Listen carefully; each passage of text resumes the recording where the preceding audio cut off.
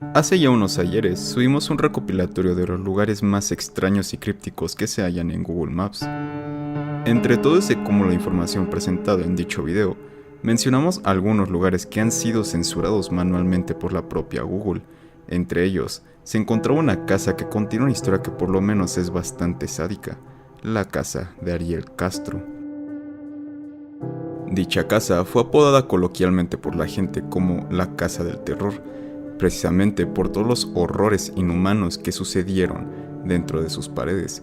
Y como prometimos en el video de Google Maps, te relataremos la historia al completo del caso del monstruo de Cleveland. La historia del monstruo de Cleveland, como se le llamó coloquialmente a Ariel Castro, es para muchas personas una de las historias más macabras y oscuras que han sucedido alguna vez en los Estados Unidos. Pues este personaje se encargó de traer el infierno a la tierra para 3 adolescentes que lamentablemente cayeron ante las garras de Castro y sufrieron horrores inenarrables durante mucho tiempo. Ariel Castro era un ciudadano nativo de Puerto Rico, nacido un 10 de julio de 1960. A simple vista era el ciudadano masculino ideal para los estándares sociales, pues era bien conocido por ser una persona bastante trabajadora y amable con los demás. Se encontraba casado con la también puertorriqueña Grimilda Figueroa, con la cual tuvo 3 hijos, Anthony, Ariel y Arlene Castro. Lo que muy poca gente sabía es que la esposa e hijos de Castro sufrieron todo tipo de maltratos, tanto físicos como psicológicos, por parte del padre de familia.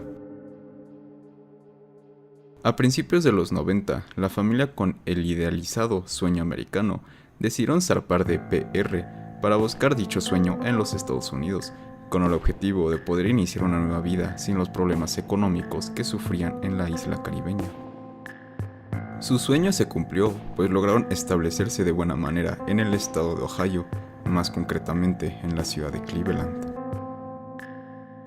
Una vez los actos demoníacos de Castro sucedieron, su mujer reveló y aseguró en varios medios de comunicación que las agresiones que recibían tanto ella como sus hijos por parte de Ariel eran lamentablemente el pan de cada día en la familia. Cabe recalcar que una vez que llegaron al país americano, la familia duró muy poco, pues en 1996, Grimilda solicitó el divorcio de Ariel. Pese a que este fue efectuado, Castro se las arreglaba para seguir atormentando a su ex esposa e hijos. Paradójicamente, y revelado por el propio Castro en su juicio, haber perdido a su familia fue el catalizador para que diera el siniestro paso de secuestrar a un trío de mujeres jóvenes. Costillas y dientes rotos, coágulos de sangre en el cerebro y un largo etcétera fue una de las tantas lesiones que la familia de Castro sufrió a manos de este mismo. Grimilda inclusive mencionó que su esposo tenía el enfermo hábito de encerrarla a ella y a sus hijos en su casa durante largos lapsos de tiempo y les limitaba el agua y comida como medida de castigo por faltarle el respeto. Irónicamente, Ariel Castro tenía una muy buena reputación entre los vecinos y conocidos ajenos a la familia, de ser muy servicial y amoroso. Ariel en ese momento se ganaba la vida como conductor de autobús escolar, trabajo que mantuvo por 22 años hasta que fue despedido por comportamientos agresivos hacia los alumnos. Esta fue la primera red flag que la gente vio en Castro, pues muchos concordaban que fuera de su vida pública, la vida privada y familiar de Castro era bastante misteriosa y extraña. Pese a que Ariel ya llevaba varios años fantaseando y planeando sus secuestros, nunca se había atrevido a dar el dichoso primer paso, y todo siempre se quedaba en planeación. Tristemente, la motivación para dar este paso llegó después de su divorcio y pérdida de custodia de sus hijos. Ariel de un día para otro se había quedado completamente solo. Aún así, pasó los primeros años después de su divorcio en total soledad, hasta que llegó el dichoso día. Fue en el año 2002, llevó a cabo su primer secuestro. La primera víctima en caer en las garras de este degenerado fue Michelle Knight, la cual al momento tenía tan solo 21 años. Castro se le acercó luego de que ella saliera de la casa de un familiar para dirigirse a un juzgado, pues estaba en plena pelea legal por la custodia de su hijo. Al más puro estilo hollywoodense, Ariel estaba esperando a Michelle en una camioneta roja. Se le acercó y le ofreció un aventón hacia los juzgados. Michelle inocentemente acepta el dichoso ride, Michelle contó después que aunque obviamente le despertó incomodidad que un señor de la nada se ofreciera amablemente a acercarla a su destino, por la presión que sentía en ese momento por todo lo que estaba pasando, aceptó sin analizar todos los escenarios posibles. Tan solo un año después, una joven Amanda Berry cometió un error similar. Amanda estaba a un día de cumplir 17 cuando Castro la raptó, después de que ésta acabara su turno de trabajo en un Burger King de la ciudad. Ariel le comentó que él era padre de una compañera suya y que se ofrecía a llevarla a su casa, pues según sus palabras, era muy peligroso que una mujer así, de atractiva, caminara sola por las noches. Como ya se haber deducido, todo esto eran puras falacias. Otro año más tarde, en 2004 para ser más precisos, Ariel secuestró a su tercera víctima, Gina de Jesús. En ese año Gina tenía 14 años y era una de las amigas más íntimas de Arlene, la hija de Castro. Este logró engatusarla diciéndole que la llevaría a su casa para que pasara la tarde con su hija, pero la terminó llevando a otra residencia, pues Castro ya tenía años en los que no vivía con su familia y, por ende, mucho tiempo en que no veía a su hija. Ya con las 3 mujeres secuestradas, Castro procedió a encerrarlas en el sótano de su casa. Las separó en diferentes habitaciones con la intención de que éstas no se escaparan.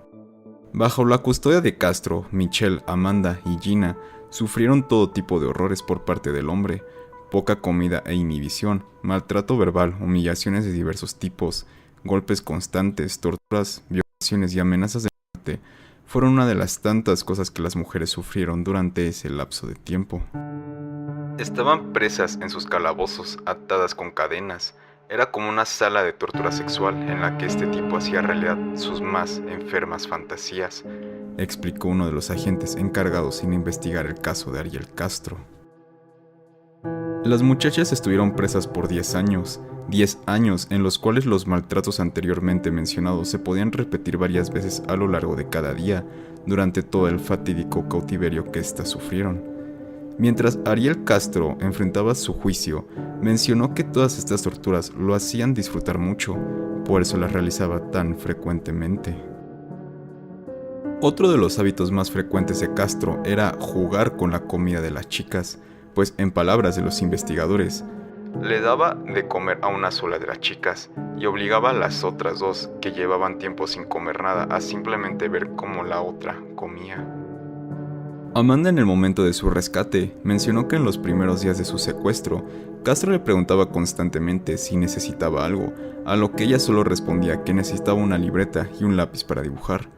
En realidad, esa libreta la usó para tener un conteo exacto de cuántas veces al día era abusada sexualmente por su secuestrador. Había días en los que registraba hasta 5 ultrajes a lo largo de la jornada. Sabía que eventualmente sería liberada, quería que mi familia supiera por lo que pasé, lo horrible que fue, deseaba que Castro rindiera cuentas por lo que nos hizo, mencionó Amanda una vez fue liberada. Más datos turbios que reveló Amanda fue que resultó embarazada, producto de las violaciones que Ariel le cometió. Comencé a tener dolores de parto durante todo el día, pero no sabía qué era. Tuve que ir al baño y escuché que algo se rompió, pero no sabía qué era. Él dijo, creo que se te rompió la fuente. Así que me llevó arriba, a mi habitación, y me trajo una piscina infantil de plástico. Tuve que estar ahí hasta que di a luz porque no quería que ensuciara su cama. Michelle se convirtió en la asistente de parto ese día y confesó. Cuando estaba asistiendo a Amanda, observé cómo estaba de color azul. No respiraba, la abracé entre mis brazos y la reanimé durante 5 minutos. Castro me advirtió que si el bebé moría, él me mataría. Hablando de Michelle, fue ella la que más sufrió, si de golpizas hablamos, al ser la primera en ser secuestrada por Castro. Aseguró que tuvo alrededor de 5 abortos, todos siendo provocados por su captor. Saltó una y otra vez con los 2 pies juntos sobre mi barriga. En ese momento pensé que iba a morir. Gina no tuvo mejor suerte de salvarse los ultrajes de Ariel.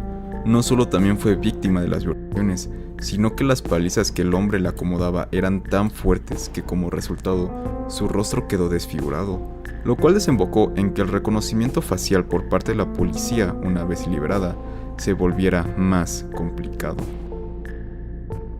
El diablo se encargará de mí.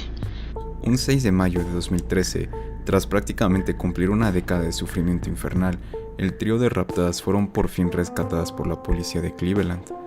Amanda cuenta que vio la oportunidad de pedir ayuda mientras Ariel estaba fuera de casa. Intenté abrir la puerta, esa puerta verde, y estaba el candado, pero había un hueco justo por el que me cabía el brazo. Y empecé a agitarlo como loca, gritando: «Que alguien me ayude, por favor». Afortunadamente, un vecino de la zona, llamado Charles Ramsey, empezó a escuchar los gritos. Al acercarse a la casa de Castro, logró ver el brazo de Amanda, implorando ayuda, por lo cual ni corto ni perezoso, se comunicó al instante con la policía pidiendo ayuda. «Me secuestraron, he estado desaparecida por 10 años y estoy aquí», dijo Amanda en ese momento cuando el vecino se acercó con el teléfono para que ella hablara con los oficiales. Finalmente, las autoridades llegaron al lugar de los hechos, abrieron el sótano y por fin lograron que Amanda, Michelle y Gina pudieran volver a ver la luz del día después de 10 largos años en cautiverio.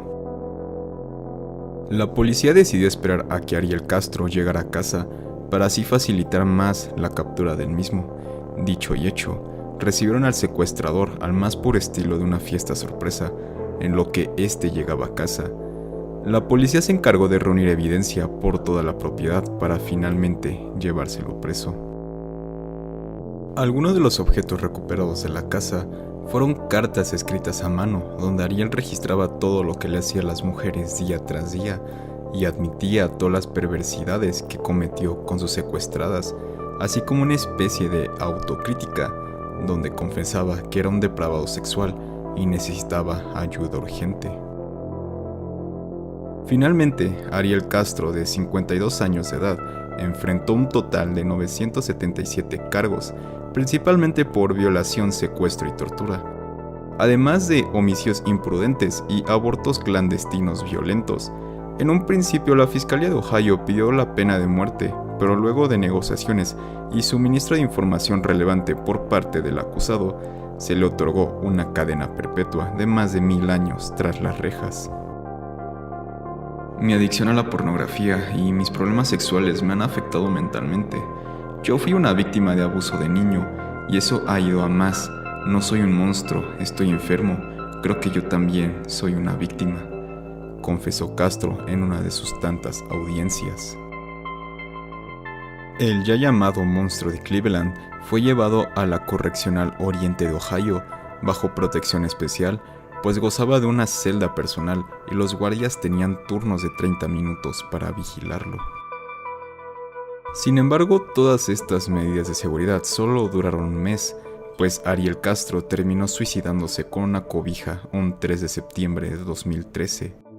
«Quiero acabar con mi vida y que sea el diablo quien se encargue de mí», escribió en una de las tantas cartas que la policía encontró en su casa. Mientras tanto, Amanda, Michelle y Gina tuvieron una etapa de recuperación severa, pues fueron intervenidas psiquiátricamente debido a su cuadro de ansiedad y depresión, que su captor se encargó de construir en ellas durante toda una década. Además, tuvieron una estricta dieta para salir del severo estado de desnutrición en el que se encontraban. Más tarde, Gina y Amanda se encargaron de inmortalizar sus memorias en un libro de nombre Esperanza, una memoria de supervivencia en Cleveland, además de conceder entrevistas a distintos medios y dar charlas de ayuda a mujeres que sufrieron lo mismo que ellas. Con esto llegamos al final de la historia del monstruo de Cleveland, historia que al menos yo considero como una de las más macabras que han sucedido en Estados Unidos, y vaya qué cosas turbias han sucedido en ese país. Si el video fue de tu agrado, agradecería que nos des un like y un comentario complementando la historia aquí expuesta. Si este tipo de contenido es de tu agrado, te recomiendo visitar el canal, donde más historias del estilo podrás encontrar. Si este te agrada, puedes suscribirte para enterarte al momento que actualicemos con nuevo contenido. Si nos estás escuchando en una plataforma de audio, te invito a darnos una review para posicionarnos más rápido. Al igual que en la descripción podrás encontrar todas nuestras redes sociales para poder estar en contacto más directo. Esto fue el podcast del Iceberg y te deseo una noche oscura.